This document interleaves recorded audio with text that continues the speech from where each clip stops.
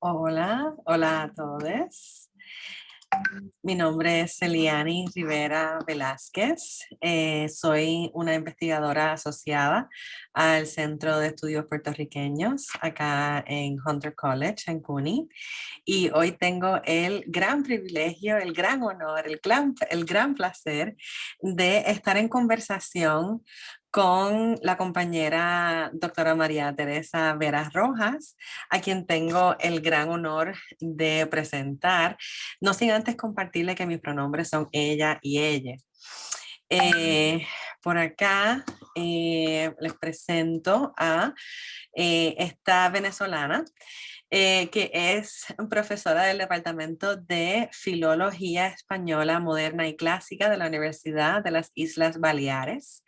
Es investigadora de ADHUC, Centro de Investigación, Teoría, Género, Sexualidad de la Universidad de Barcelona y directora de 452 Fahrenheit, revista, o F, grados, revista de la teoría de literatura y literatura comparada. Tiene doble doctorado, es doctora en estudios culturales y de género por la Universidad de Barcelona en el 2016 y también tiene un PhD en Hispanic Studies por la University of Houston del 2007. Se especializa en el estudio de la literatura y la literatura contemporánea del Caribe, hispano, Venezuela y España, así como en la recuperación y análisis del feminismo, la literatura y la producción cultural de la colonia latina en Nueva York durante el periodo de entreguerras. Todo ello en el marco de los estudios culturales, los estudios de género y la sexualidad, la teoría queer y el feminismo postcolonial. Cuenta con diferentes publicaciones en volúmenes colectivos, enciclopedias y revistas especializadas como Revista Iberoamericana, Cuadernos de Literatura, Bulletin of Latin American Research, Lectora, Revista de Dones y Textualidad y Centro, Journal of the Center for Puerto Rican Studies, entre otras. El libro que vamos a estar discutiendo hoy es uno que ella escribió en el 2018 y se titula Se conoce que usted es moderna, lecturas de la mujer moderna en la colonia hispana de Nueva York de 1920 a 1940, que se publicó en el 2018 y que en el 2020 recibió el premio Victoria Urbano en la categoría de mejor monografía crítica y editora del volumen, también nuevas subjetividades literarias. Ay, Dios mío. Recientemente coeditó otro volumen, New Perspective on Hispanic Caribbean Studies, con Palgrave Macmillan en el 2020 y estuvo a cargo de la compilación, introducción y edición El feminismo no es nuevo, las crónicas de Clotilde Betances Jagger, publicado por Arte Público Press en el 2020. Eso, aquí un súper placer y honor estar en conversación contigo. Nos conocemos desde 2008 en el viejo San Juan, nos hemos encontrado en diferentes partes de los Estados Unidos en conferencias de estudios caribeños, en conferencias de estudios puertorriqueños y siempre en conexión y es un gran honor tenerte aquí hoy. Muchísimas gracias, Eliane, de verdad. Gracias por la presentación, gracias por aceptar moderar este conversatorio, cafecito, que si estuviéramos en uno de estos congresos sería vinitos, ¿no? Pero que tiene la misma cercanía y familiaridad, ¿no? Que da tantos años, ¿no? De conocernos. Te quiero agradecer a ti por moderar esta actividad, pero también quiero agradecer al centro, ¿no? El Center for Puerto Rican Studies, por organizarla, Kimberly Roa, por estar a cargo de toda la gestión de estas actividades, ¿no? Y la de hoy en particular, a Xavier Totti, que es el editor de Centro Journal, por proponerme, ¿no? para esta sesión y por todo el apoyo que me ha dado a lo largo de tantos años de investigación, bueno, en relación directa además con el centro. Y también quiero agradecerle a los intérpretes por el trabajo magnífico que hacen y que harán esta tarde, noche, y bueno, noche para mí, tarde para ustedes y al público. Muchísimas gracias por el interés, por conectarse, por estar este rato pues conversando y tomando café con nosotras. Ciertamente, ciertamente. Queremos exhortar a las personas que están acá que cualquier comentario que quieran hacer a medida que pase la conversación lo pueden hacer a través de la función del chat. También, si tienen alguna pregunta en particular en cuanto al contenido, algo puntual que se mencione, también nos pueden escribir por la función de preguntas y respuestas que tiene la misma plataforma. Así que estamos a la espera de sus comentarios, a la espera de sus preguntas, de esta conversación informal sobre este libro maravilloso. Una de las primeras cosas que quisiéramos decir desde acá, desde Centro, es como ver este trabajo es un sueño realidad porque se utilizan los materiales, los recursos, los archivos que están acá en este espacio y se convierten en otros conocimientos, en otras perspectivas, en diferentes ángulos. Te quisiera comentar un poco porque tú llevas mucho tiempo trabajando con este tema desde 2008 o antes, que yo sepa.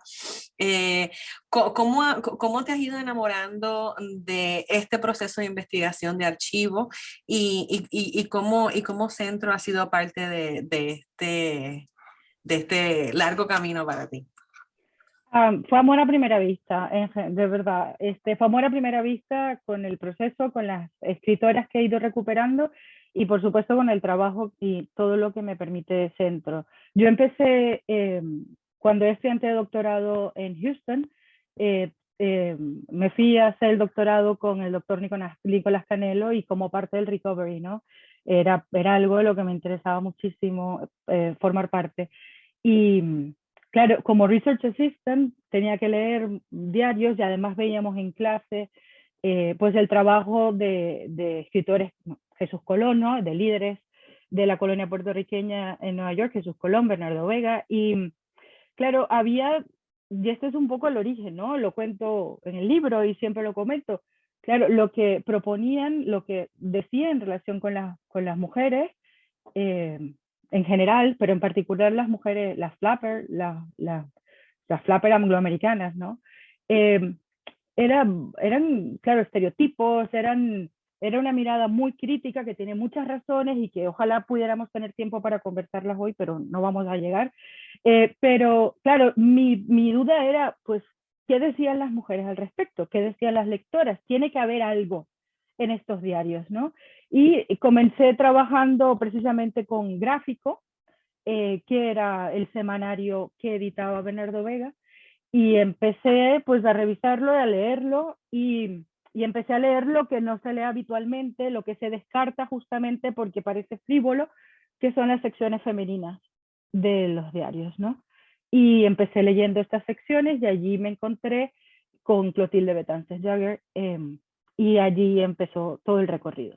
Le seguí la pista pues en Gráfico a lo largo de, publicó más o menos 3 años en Gráfico, de manera casi semanal, de hecho. Luego estaba María Masposo y los debates, tuvieron un debate muy interesante sobre el que se ha escrito, aunque no se conocían, no necesariamente las contextualizan demasiado, se ha escrito sobre el debate que tuvieron en relación con la mujer nueva o la mujer moderna eh, de la época. Y claro, esto también me llevó entonces a Masposo, a María Masposo, que también era puertorriqueña, al igual que Clotilde Betances Jagger, y así empezó el recorrido, ¿no? Era seguir, tratar de entenderlas, tratar de entender el feminismo de la época, tratar de pues recuperar sus textos y por supuesto necesitaba más archivos y en el centro tienen la colección completa de La Prensa de Nueva York, el diario La Prensa, y para mí es que fue un regalo, fue un lujo poder ir al centro y estar como comentaba antes, ¿no? Antes de conectarnos, había una vida en Nueva York y yo me pasaba todas las tardes, mañanas leyendo La Prensa para buscar. Y en La Prensa, justamente como es un diario que tiene otras características, pues las escritoras no tienen la visibilidad o no tenían el protagonismo que tenían en ciertas secciones de Gráficos, sino más bien en las cartas al editor, ¿no? Y entonces por allí entré a otro mundo y me di cuenta de que leyendo estos espacios poco, bastante, ¿no?, marginales y poco consultados, es donde encontraba.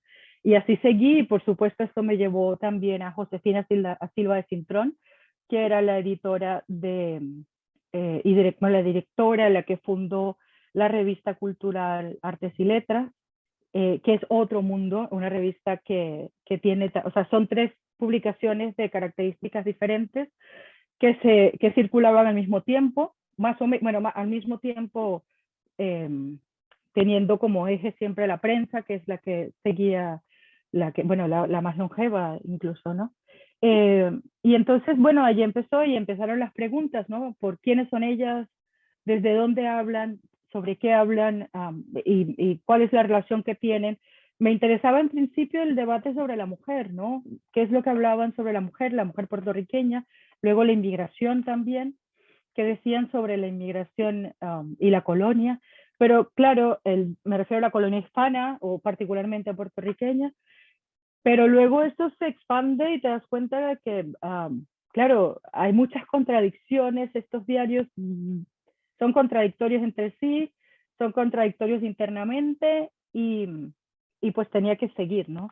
Y allí llegó la idea entonces de ver un poco, explorar estas contradicciones desde una lectura de la modernidad e incluir, por supuesto, todo el trabajo que ellas hacían, pero ya en una perspectiva mucho más amplia, ¿no? Era como ponerme delante de un tríptico y ver qué es lo que me decían y establecer estos diálogos en relación con lo que se entendía como feminidad, ¿no? Qué es lo que proponían en relación con la feminidad, con la mujer moderna, con la vida moderna, con el feminismo y, y, y desde estos otros espacios ver qué decían las lectoras, ¿no? Entonces, claro, es un trabajo para mí fascinante. Yo me siento privilegiada verdaderamente cada vez que me siento delante de un archivo. Estoy muy, muy agradecida por todo el trabajo. Me parece valiosísimo el trabajo que han hecho a lo largo de décadas el Center for Puerto Rican Studies y también el Recovery Project, ¿no? Que son como las 2 fuentes eh, a las que acudo siempre para poder hacer mi investigación. Entonces, este es un resumen que no lo resume todo, que no lo contiene todo, pero como ya sé que tenemos el tiempo corto, pues, y mi amor sigue tanto que ahorita mismo estoy montada investigando 2 artículos en concreto, y uno es sobre Clotilde y sus publicaciones en otro diario que, digo Clotilde Betances Jagger, ¿no? Eh, en otro diario más bien de orientación anarquista, que se publicaba en Nueva York también, y que ya esto es entrar en absolutamente otros códigos. Y luego, bueno. No, yo creo que este enamoramiento por Clotilde Betances, que también sabemos que es sobrina nieta de Betances, Correcto. es como el regalo que sigue saliendo, ¿no? Porque lo que entiendo también de Clotilde es que eh, publicaba también en espacios religiosos. Correcto. Publicaba en estas revistas que se publicaban en español acá en Nueva York, y ahora que descubres esta línea anarquista, a mí me interesa mucho cómo tú has ido utilizando esa voz de interpretación, ¿no? Porque lo que llamamos feminismo ahora, quizás en aquel momento se llamaba en otros tonos, en otros colores, ¿no? Hay mucho que tiene que ver con la vida familiar, con la moda, con la belleza, con cómo nos relacionamos con esta idea norteamericana de la modernidad, que, Correcto. que tú estás traduciendo, ¿no? E interpretándonos a la misma vez. Y hablábamos ahorita que es la razón porque esta conversación debe pasar en español, ¿no? Porque ellas estaban escribiendo en español dentro de un contexto anglosajón, Correcto. y hay ciertos tonos y colores que uno también interpreta para hacerlo inteligible, ¿no? Para este momento histórico que estamos viviendo. Así que cuéntanos un poquito más de ese proceso. Sí, a ver, yo con Clotilde sigo fascinada y me he peleado mucho. Creo que todas nos peleamos un poco siempre, ¿no? Con nuestra investigación, porque a veces queremos recibir de ella algo que es nuestra lectura, ¿no? No es necesariamente lo que queremos leer lo que nos están diciendo. Y entonces, por supuesto, mi trabajo con Clotilde pasó por esto, cuando llega hacia los años 50 y entonces hace un máster en Religious Studies en Butler University, y esto está también, ¿no? Esta tesis se conserva. Claro, esto es dentro de la iglesia presbiteriana, si mal no recuerdo, ¿no? Claro, esto es otra línea que ya empieza a cambiar en los años 40, empieza a hablar menos de las mujeres y más sobre, o sea, el diálogo se produce en esta última parte porque los textos que tengo son hasta los años 50 más o menos. Esta última parte va un poco más hacia lo que supone la educación de los jóvenes, ¿no? De la infancia, el cuidado, y esto está presente también, ¿no? A lo largo de, o sea, que no, es una línea diferente, pero que ya venía trabajando. Claro, cuando yo empecé a estudiarla, precisamente se trataba de esto. Somos lectoras del siglo XXI, nos movemos en un marco de estudios de género, de feminismos, diferente. Y queremos leer en ellas probablemente pues nuestros códigos. Y este proceso, que yo creo que para mí fue y sigue siendo un proceso de total aprendizaje, ¿no? De ver qué me están diciendo ellas y no lo que quiero leer yo en ellas. No, tratar de evitar anacronismos, tratar de leerlas, aunque pues al final no sea lo que yo pensaría o lo que yo diría. Entonces, ese amor por Clotilde y este respeto, ¿no? Es que era infatigable, ¿no? La cantidad de publicaciones, bueno, que están en este volumen, ¿no? En El feminismo no es nuevo. La cantidad de artículos, de crónicas que publicó en Puerto Rico, sobre todo en Nueva York, pero también en España.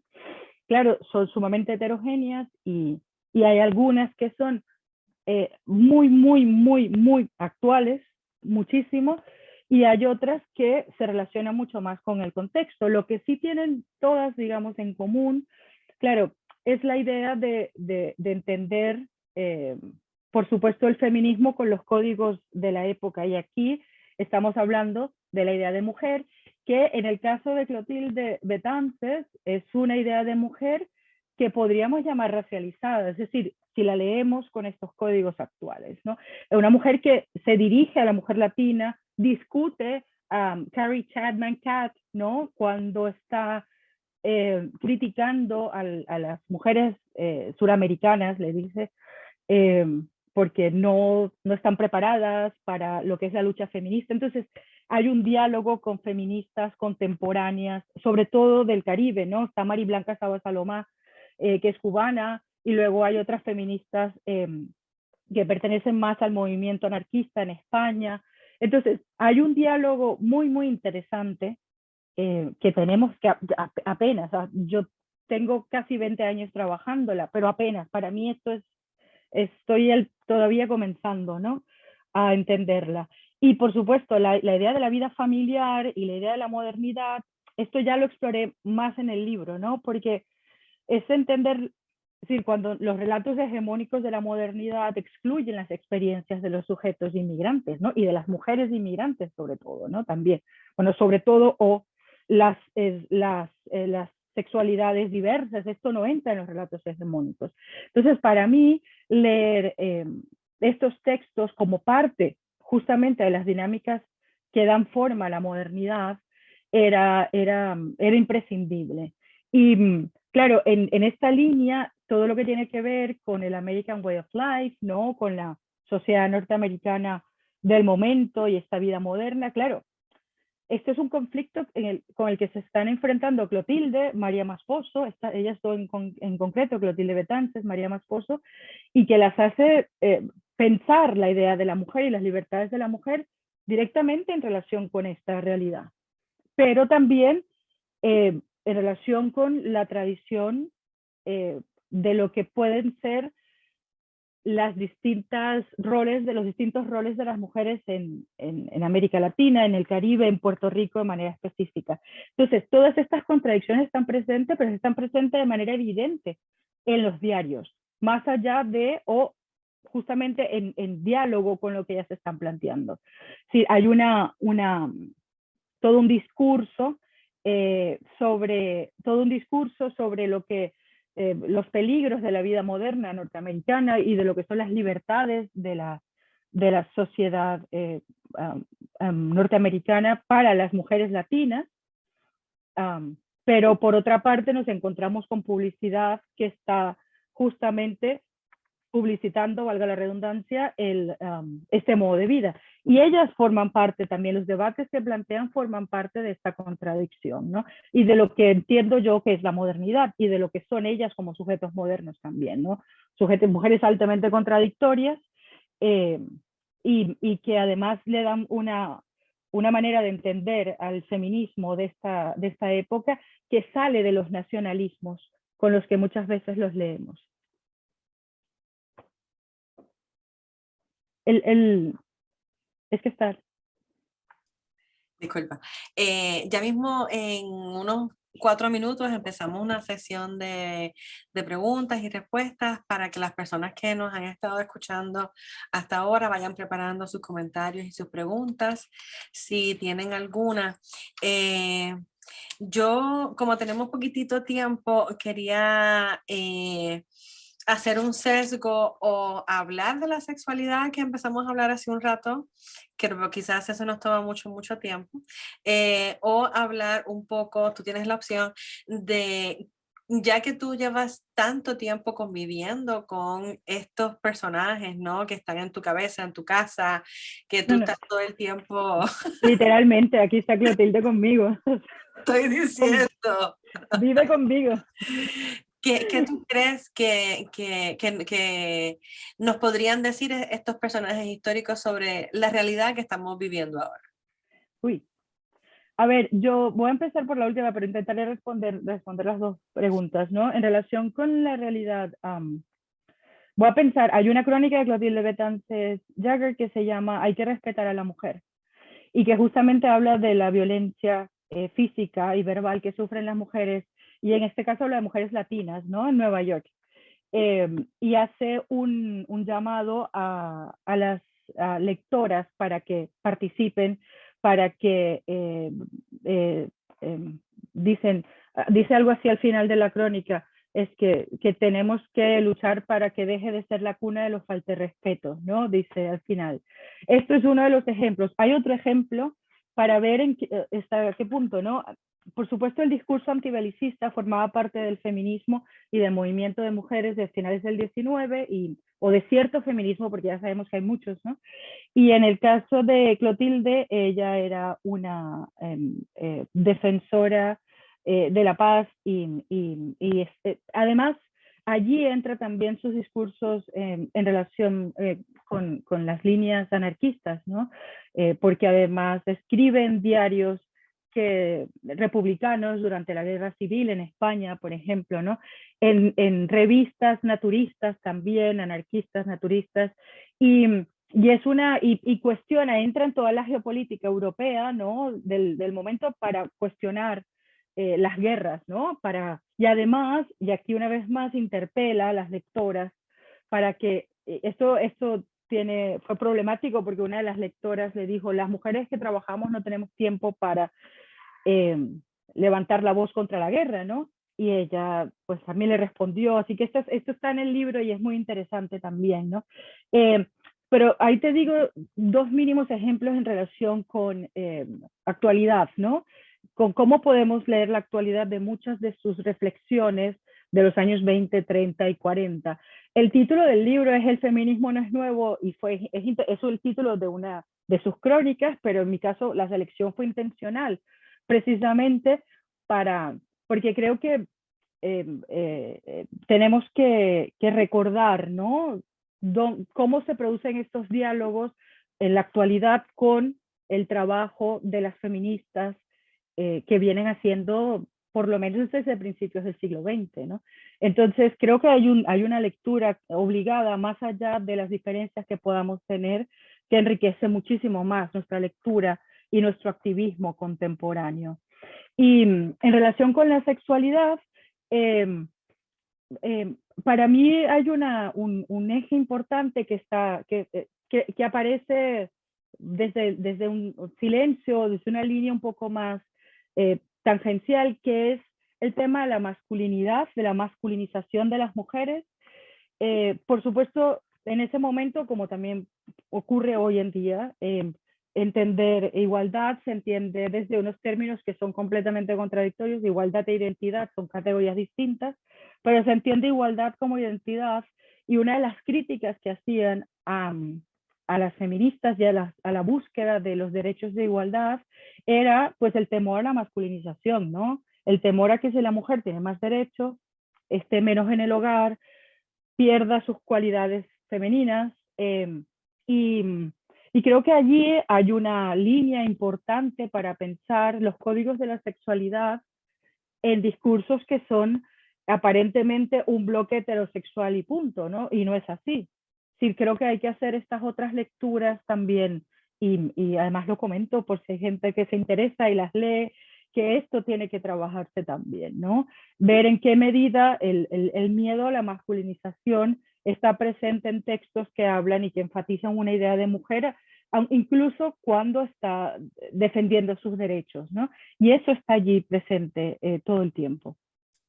Claro, claro. Y es una gran invitación porque el archivo siempre está. Es como lo miramos, cómo lo interpretamos, cómo nos Totalmente. interpelamos. Y de verdad que es un privilegio que te hayas dedicado por tanto tiempo a darnos un poco más de información sobre unas ancestras que yo no sabía que tenía. Así que también es un trabajo que a nivel personal, como una persona no binaria boricua, aprecio mucho. Eh, Muchas gracias. bueno, abrimos el espacio para las personas que nos están visitando. Tenemos 33 personas en la sala. Nos pueden comentar a través del espacio de comentarios del chat, o nos pueden hacer preguntas a través de la función de preguntas y respuestas que contiene esta plataforma. Yo puedo seguir preguntando cositas porque yo Y tengo... podemos seguir, sí, claro. Mientras tanto, también a mí me interesa mucho todo el ángulo que tiene que ver con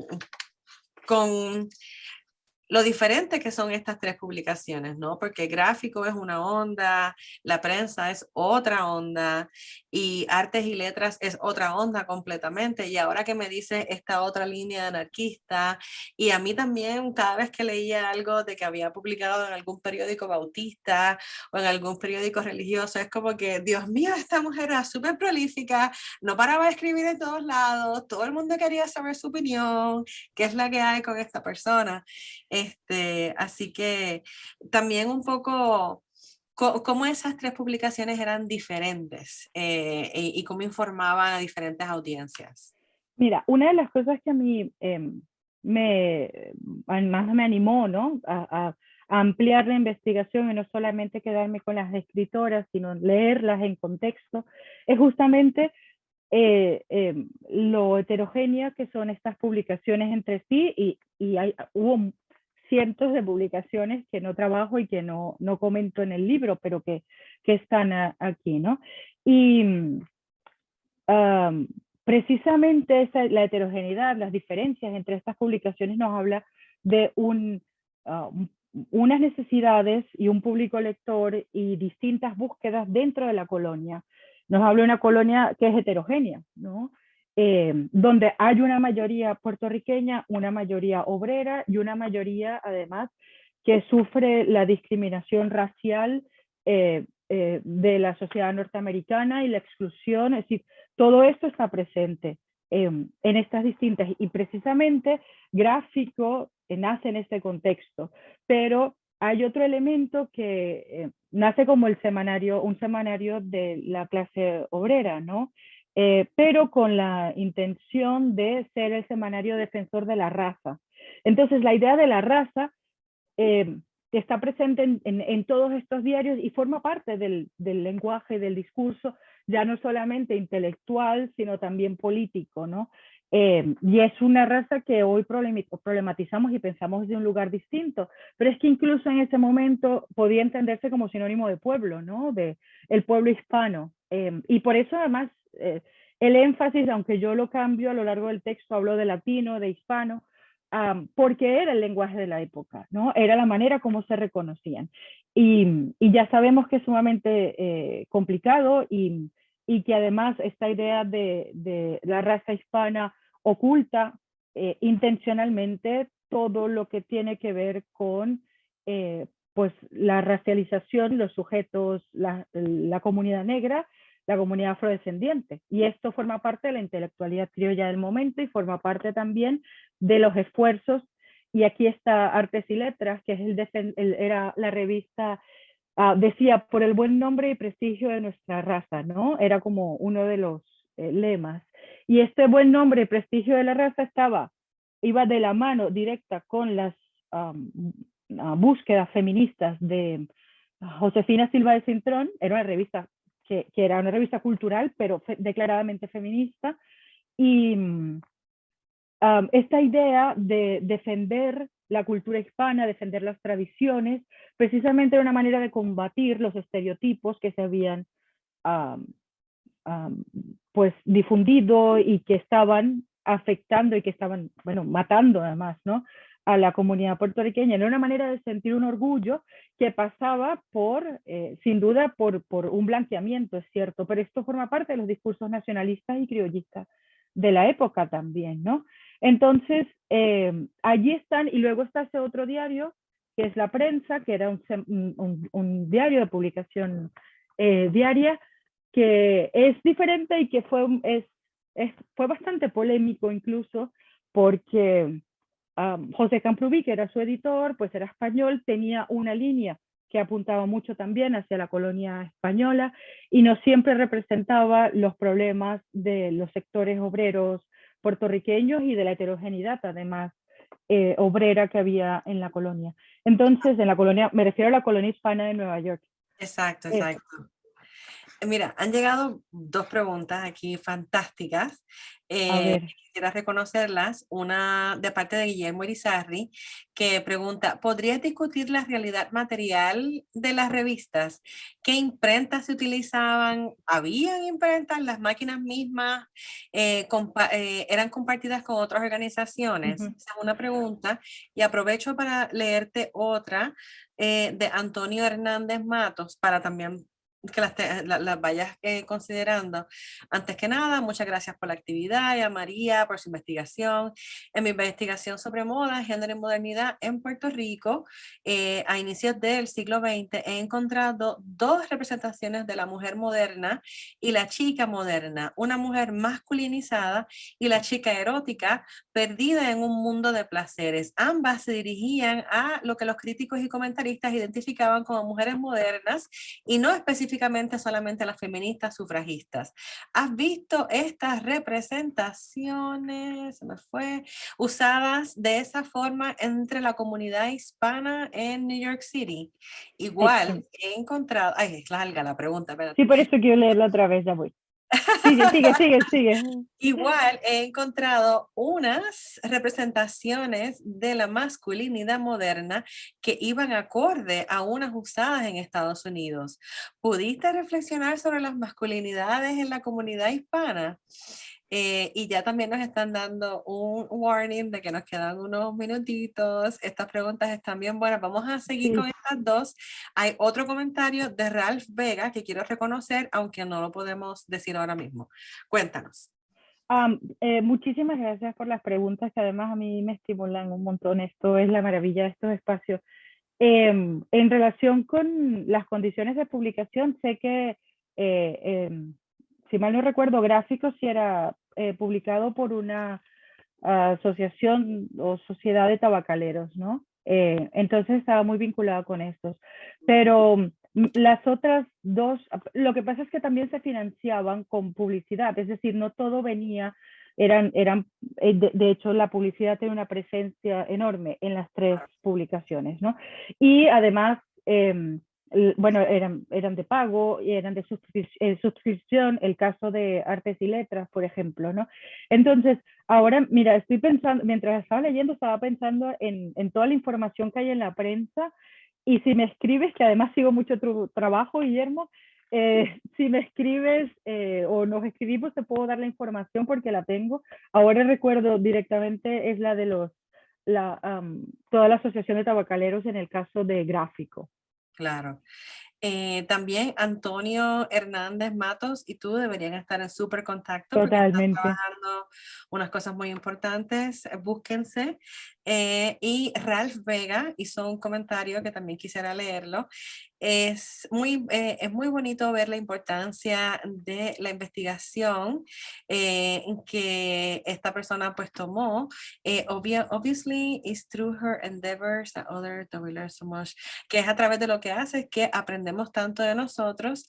My greetings, los saludos a ambos. Y gracias por la presentación. Ay, gracias, qué chévere, Ralph. Así que creo que nos quedan unos 4 minutitos. No sé si quisieras responder a algunas de los comentarios de Antonio en particular que tienen que ver con la mujer moderna, la chica moderna y también de las masculinidades.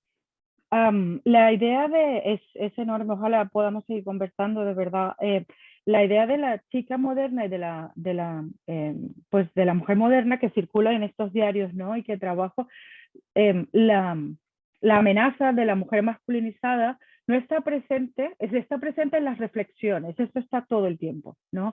Sobre todo, pues evidentemente de los detractores, de quienes demonizan las libertades de la mujer moderna y el temor que tienen de que las mujeres modernas entonces, eh, eh, pues al perder el espacio del hogar y de esta identidad esencializada y ontológica de la feminidad, entonces pues se convierten automáticamente en varones. Entonces, esto está presente en estos textos que podríamos conversar también más adelante si te interesa, ¿no?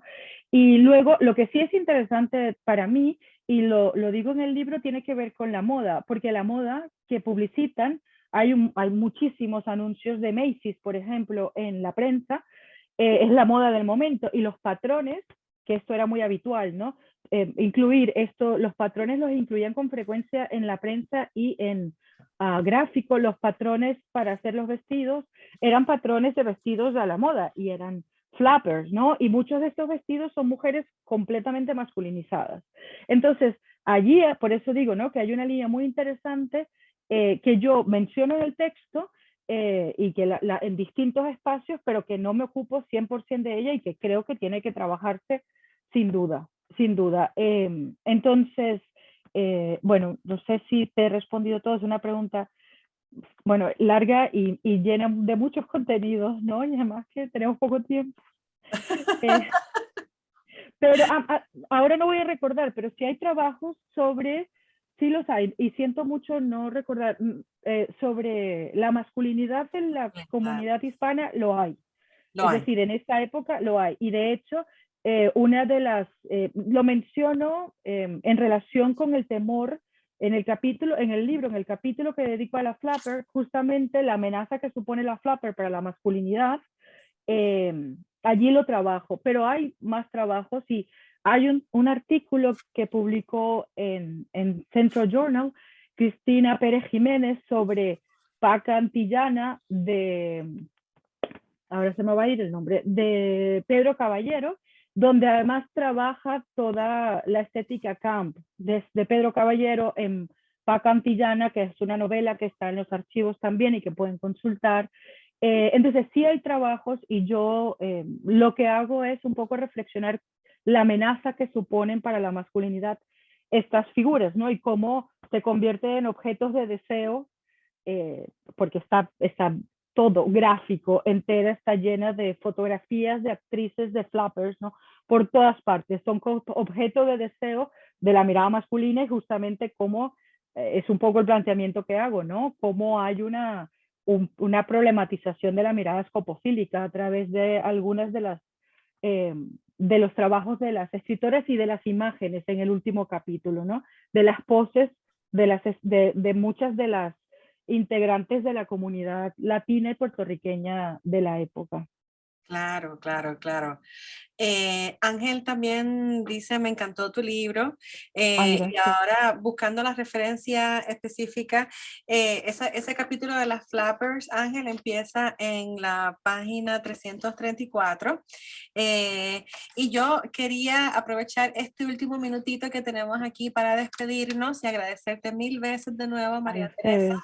y que vivan las feminidades privadas, hedonistas, autocomplacientes y distanciadas de las posibilidades del hogar. Ay, Te abrazo muchísimas mucho. gracias. Y seguimos en contacto, por favor, sigan pendientes de la programación de centro y es un gusto para nosotros estar en comunicación con la comunidad sobre estos textos. Gracias mil. Mil gracias a todos. Muchísimas, muchísimas gracias, de verdad.